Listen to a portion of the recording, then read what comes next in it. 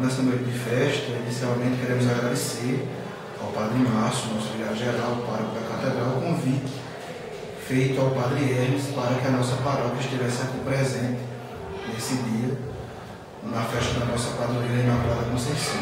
Felizmente, o Padre Hermes, por motivo de saúde, não pôde estar presente, mas a paróquia se fez representar por todos os seus agentes pastorais, membros do conselho e de nossas comunidades. Estivemos aqui nessa noite nos alegrando com a padroeira da Diocese, padroeira de Campina Grande, padroeira da Catedral. Então, agradecemos aí o convite do nosso querido Padre Márcio.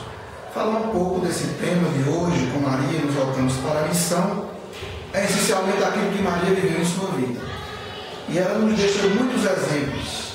Maria, ao receber o anúncio do anjo, e aí por isso dizemos que Maria é a primeira missionária, ao receber esse anúncio do anjo, Maria não ficou em casa esperando as alegrias, as benesses que poderia vir ocorrer em sua vida ao ser eleita mãe do Senhor.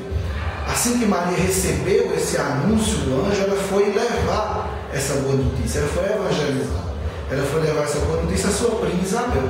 Por isso dizemos que Maria é a primeira missionária, foi levar essa boa notícia a Isabel.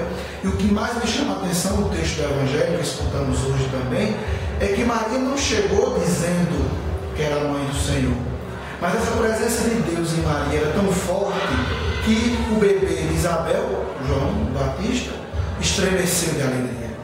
Isso fica para nós como exemplo de vida, sermos portadores de Deus, portadores da palavra de Deus, até pelo anúncio que o anjo fez a Maria.